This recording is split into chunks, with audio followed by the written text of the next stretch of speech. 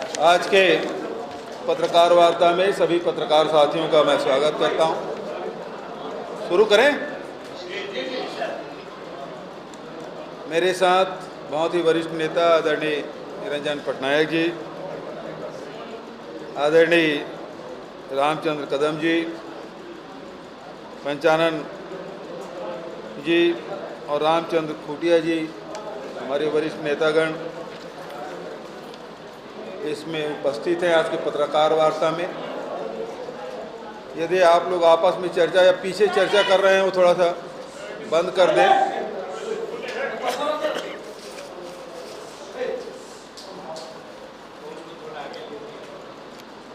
Phone को आगे ले लें। और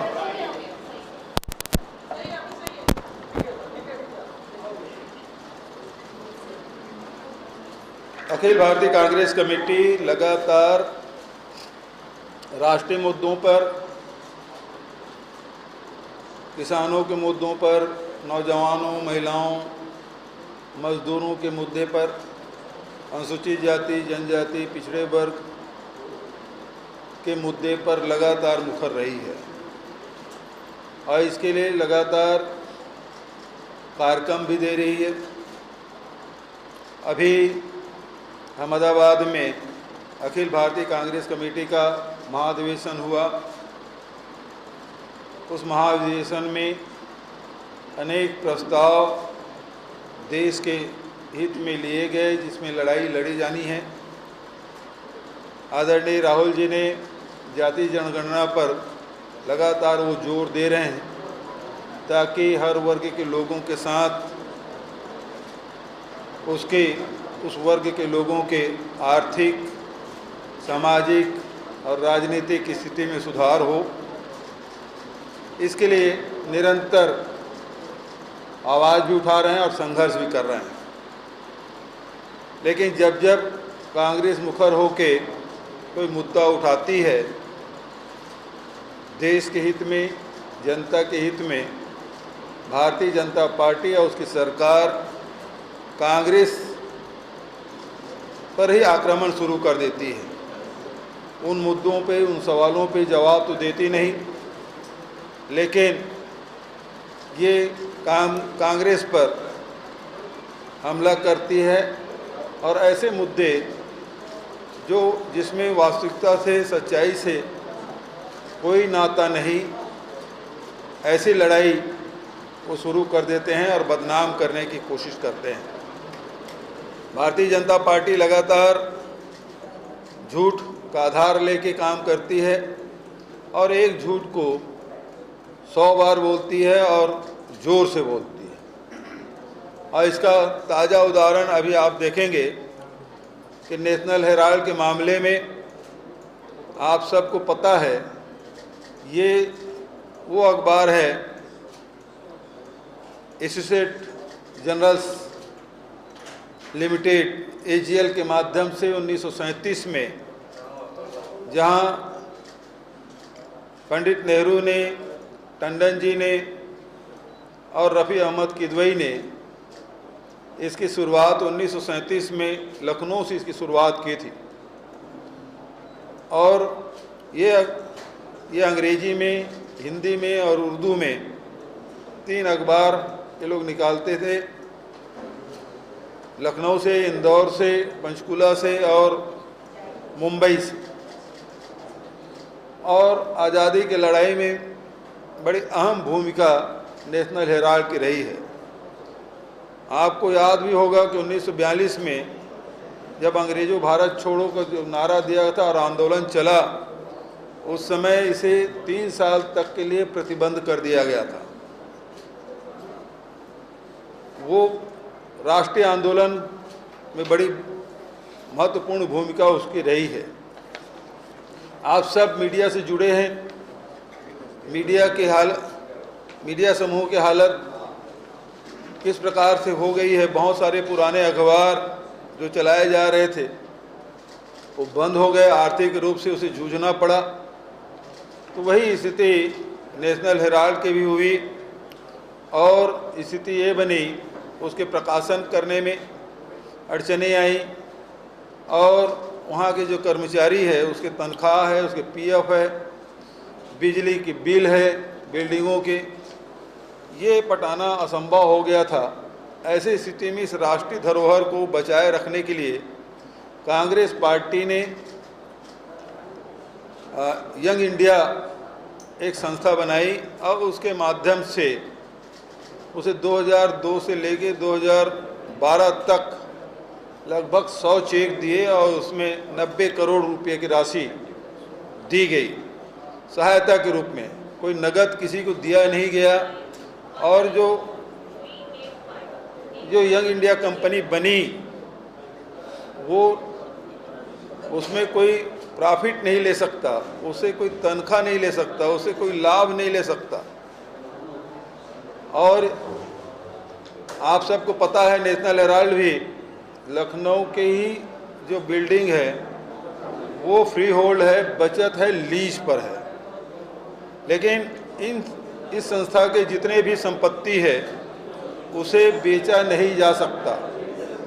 यंग इंडिया के भी जो शेयर है उसे बेचा नहीं जा सकता। और ये नो प्रॉफिट नो लॉस में इसको चलाया जा रहा है। सेक्शन 8 के तहत इसकी व्यवस्था की गई। आप सबको पता है कि इस मामले में 2012 में निर्वाचन आयोग से इसके खिलाफ शिकायत की गई।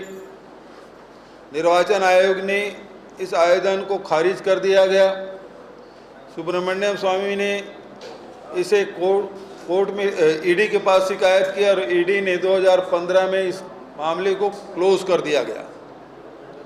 और अब ये फिर से आपको पता है उस समय के तत्कालीन ईडी के जो डायरेक्टर है उसको पद से हटा दिया गया 2015 के बाद।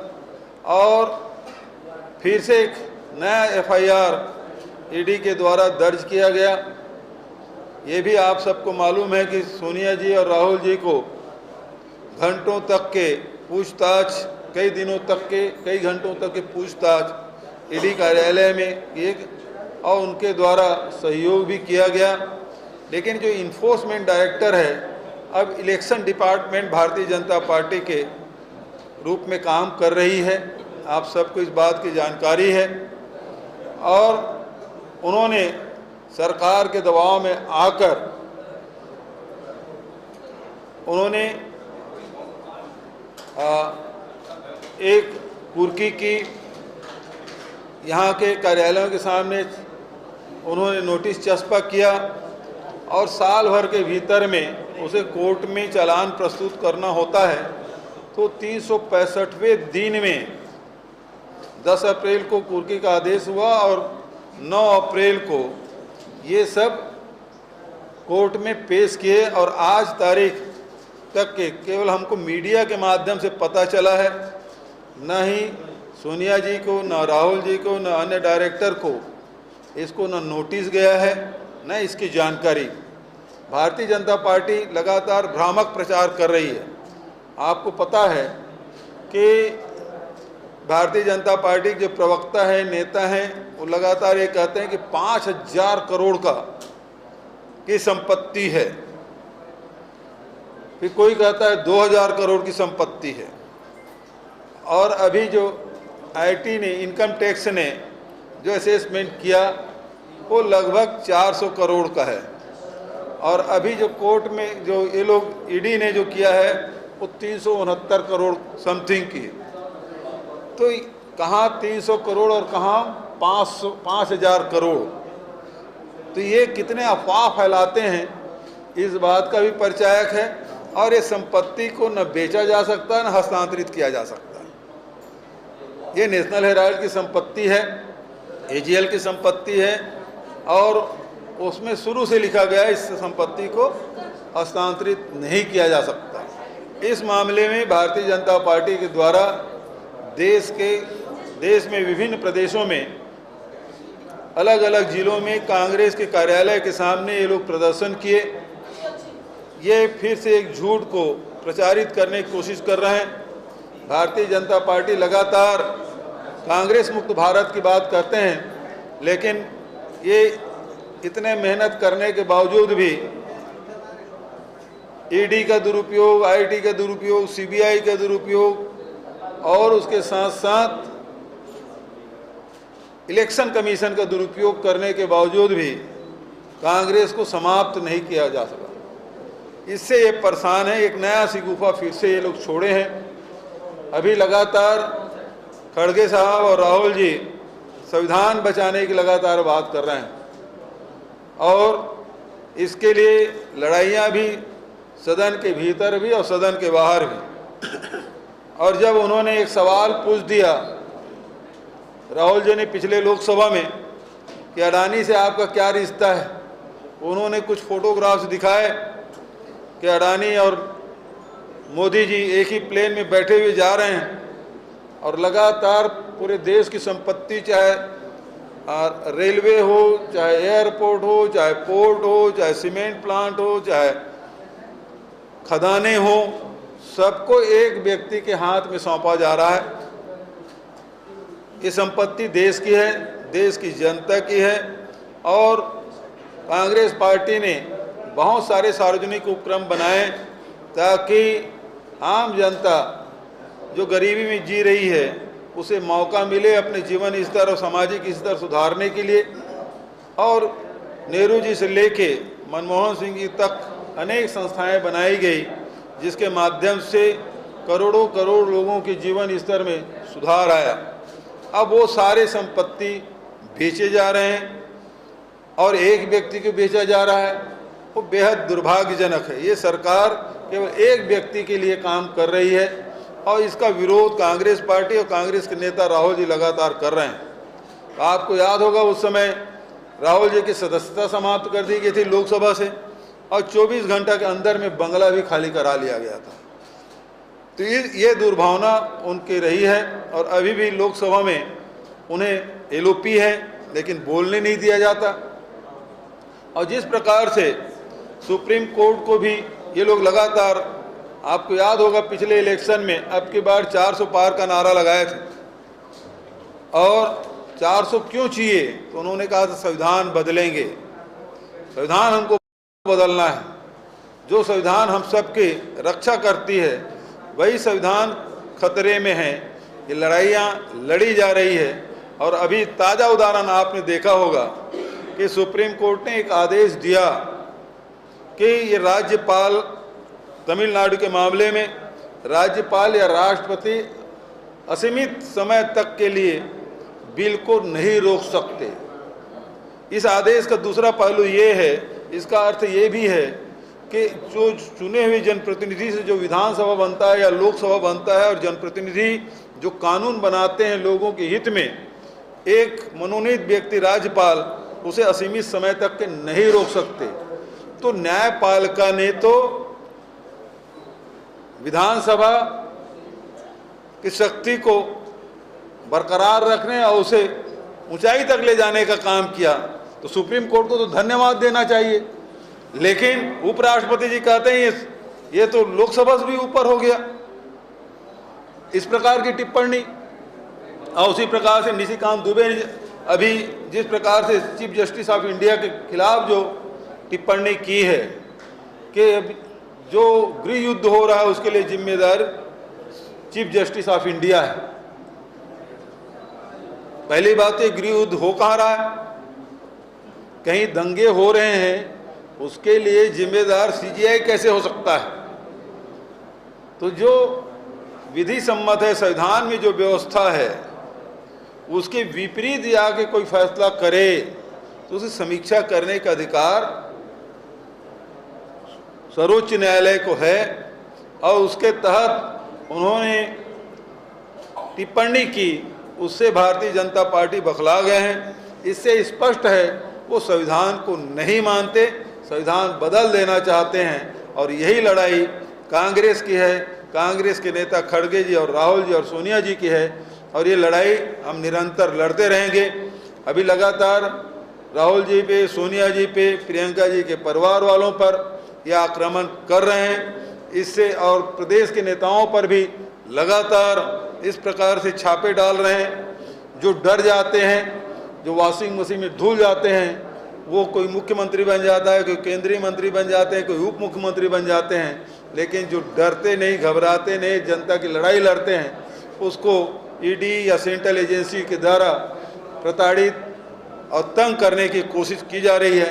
कांग्रेस जन इसे डरते नहीं, बल्कि इससे और ताकत मिलती है और पूरे ताकत के साथ भारतीय जनता पार्टी के फांसीवादी नीतियों के खिलाफ लड़ाई लड़ते रहेंगे जनता के हित में। आपकी तरफ से कोई सवाल हो तो साधारण मंत्री।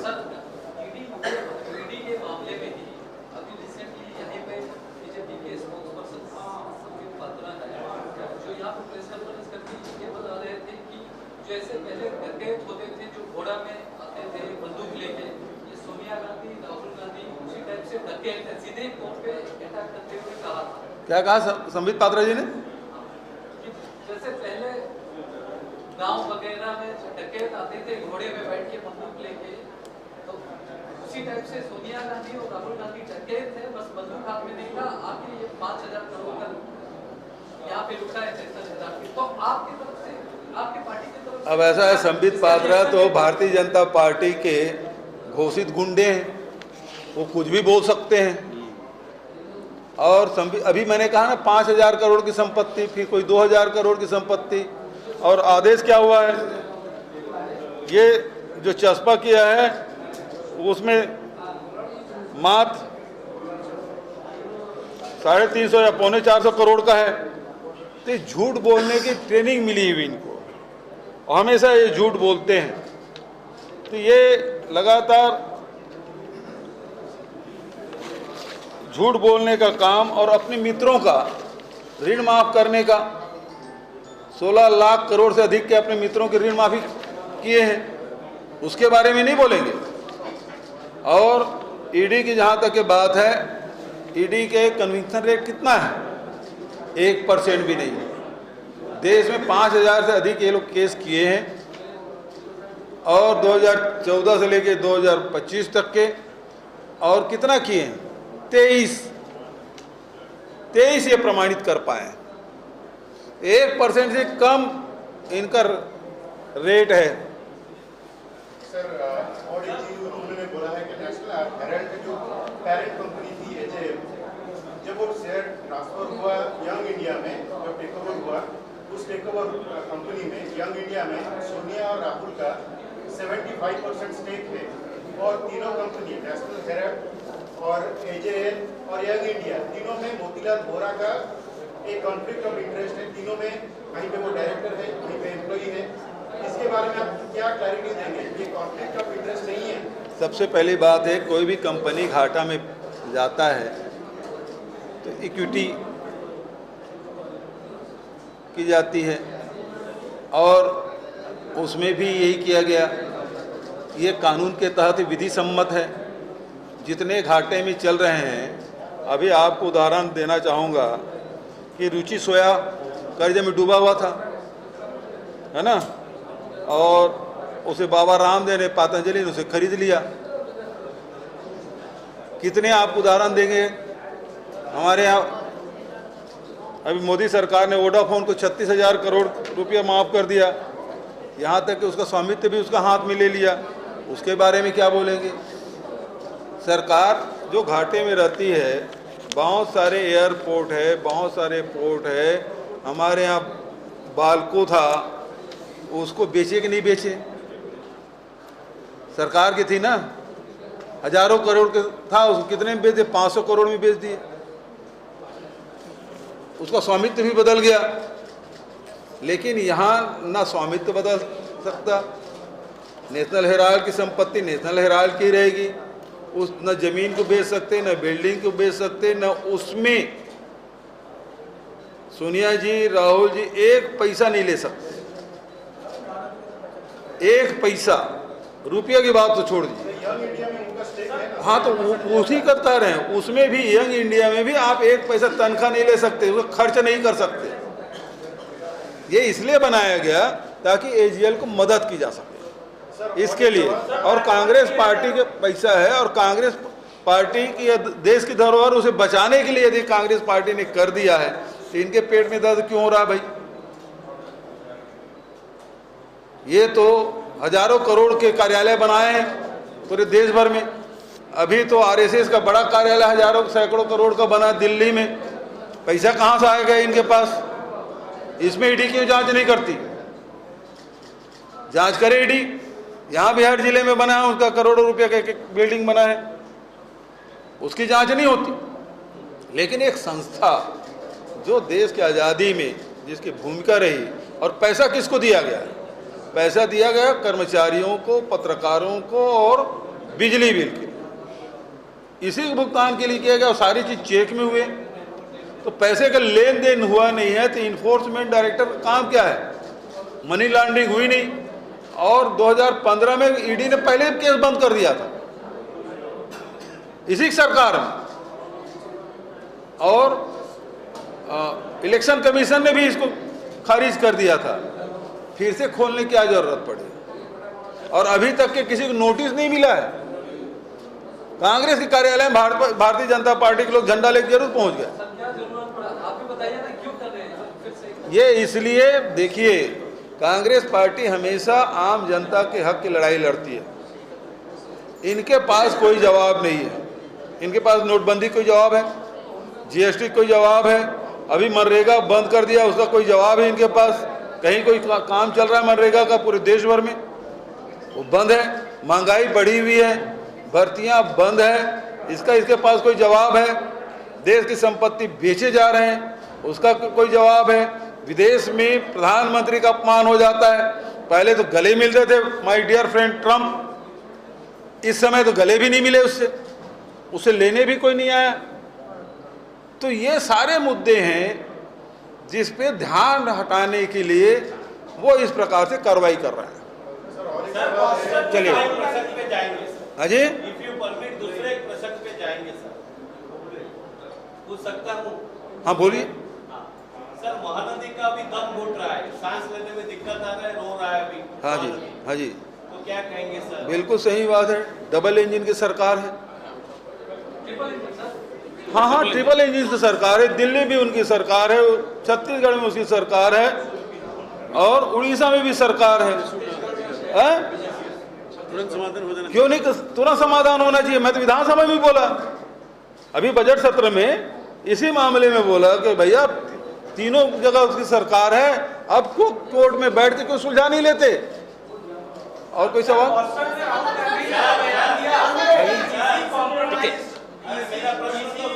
कॉम्प्रोमाइज है, राहुल गांधी ने बयान दिया बॉस्टन में, उस पर भाजपा ने पलटवार किया है और कहा है कि राहुल गांधी ईसीएस से ग्रसित है, एंटाइटल्ड चाइल्ड सिंड्रोम से ग्रसित है, और उन्हें विदेश जाकर भारत की बदनामी करना अच्छा लगता है। पहली बात तो ये है कि इसी के मामले में लोकसभा में चर्चा हुई। महाराष्ट्र के चुनाव में 59 लाख मतदाता 5 महीने में कैसे बढ़ गए, इस पे इलेक्शन कमीशन को पत्र लिखा। हमारी डेलीगेशन गए थे, हाई पावर डेलीगेशन गया। आज तक इलेक्शन कमीशन वो वोटर लिस्ट उपलब्ध नहीं करा पाई। और इस सवाल को यदि कर रहे हैं तो इनको तकलीफ क्यों हो रही है?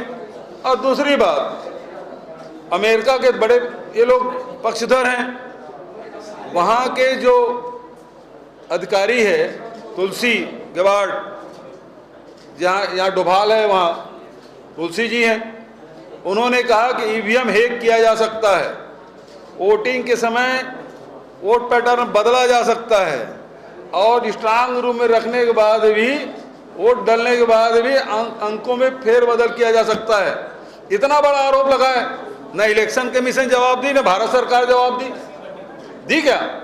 इसका जवाब देना चाहिए। आप राहुल गांधी का जवाब तो दे रहे हैं, लेकिन तुलसी जो अभी अभी नियुक्त किए हैं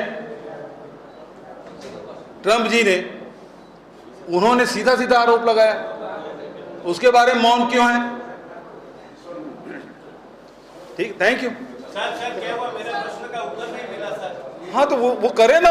हम भाई तीनों जगह सरकार है। छत्तीसगढ़ के अरे भाई सुनो तो, ये जब हमारी सरकार नहीं थी तब से कोर्ट में गए, है ना, ट्रिब्यूनल में गए ना।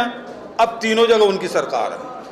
तत्काल फैसला होना चाहिए उड़ीसा और छत्तीसगढ़ के हित में। कहाँ प्रॉब्लम कहाँ है सर? अरे भैया, ये सवाल तो आप यहाँ के मुख्यमंत्री से पूछें, वहाँ के मुख्यमंत्री से पूछें, और थोड़ा साहस करें, प्रधानमंत्री से सवाल करें। बहुत बहुत धन्यवाद।